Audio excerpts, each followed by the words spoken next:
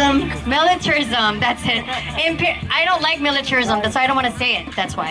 And imperialism in its many forms locally here in the Bay and abroad on the Korean Peninsula. Please give it up for Ayo!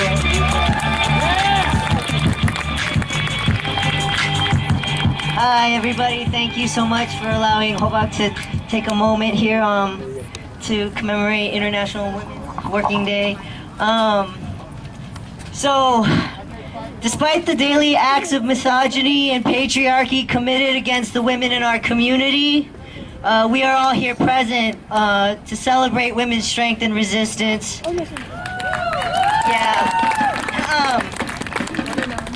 We are here also because some of the women in our community cannot be, they survive nonetheless, but they're not here because they're being detained, because they're being abused, because they're being left in the shadows.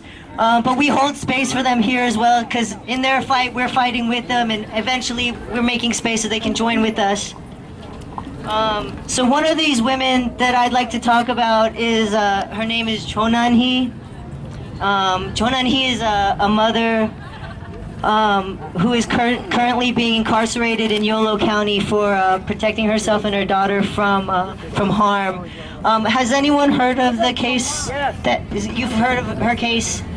So yeah, for the last couple weeks we've been trying to get the word out about her situation. So for those of you who don't know, in a nutshell, this is kind of what's going on. In 2009, 6 years ago, she fled for her homeland to Korea with her daughter David to escape an emotionally and physically abusive relationship with her then partner Jesse Charlton, who is a Iraq War veteran.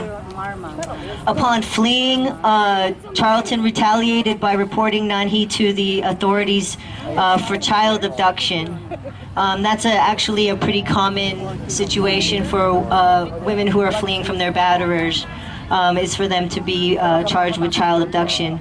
Then last July 2014, when Nan-hee returned to Hawaii, when she got off the plane, she was immediately arrested and handcuffed and separated from her daughter, and she had no idea that this charge was being lodged against her.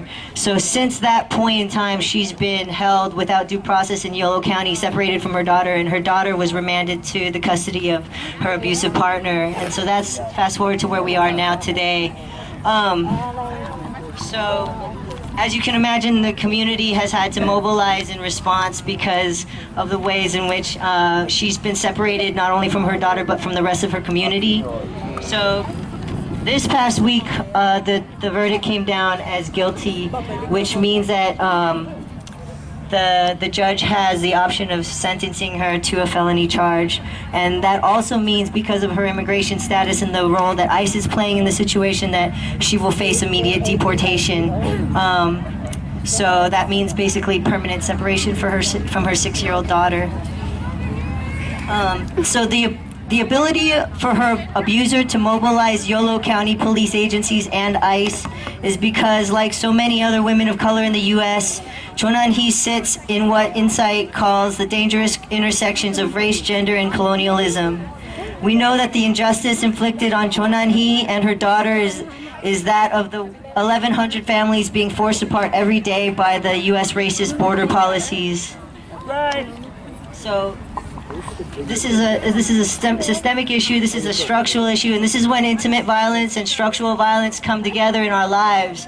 And this is the experience of so many women in our communities. So Chonan-hee has been criminalized because she's an immigrant, because she's a survivor of domestic violence, and because she was protecting her daughter. The district attorney and jurors of this case have ignored the fact that domestic violence and the safety of her daughter were at play, and this is part of our outrage in the situation. But despite the verdict and despite the state's plan to criminalize her and take her away from her daughter and to incarcerate her and deport her, we've been mobilizing, we've been organizing, and we've been fighting back. And that's why I'm here today, to not only tell you about this situation, but ask you to join us with this fight. So what you can do is help us get her story out. what you can do is help us mobilize to the ICE headquarters so we can together demand that the hold on her deportation be lifted, and that she be reunited with her daughter. So basically, we've created a hashtag so that you can follow with updates and action alerts, and that's hashtag stand with Chonanhi. And I'll write that hashtag down over here with the other, where the organizing tables are. But if you could please help us get the word out and join in the petition and come out with us to ICE, because you know, we refuse to be separated. We refuse to let the state separate us from our community. So anyway, thank you for the opportunity to tell the truth about what's happening to the women in our community and help us to fight back against this form of state violence.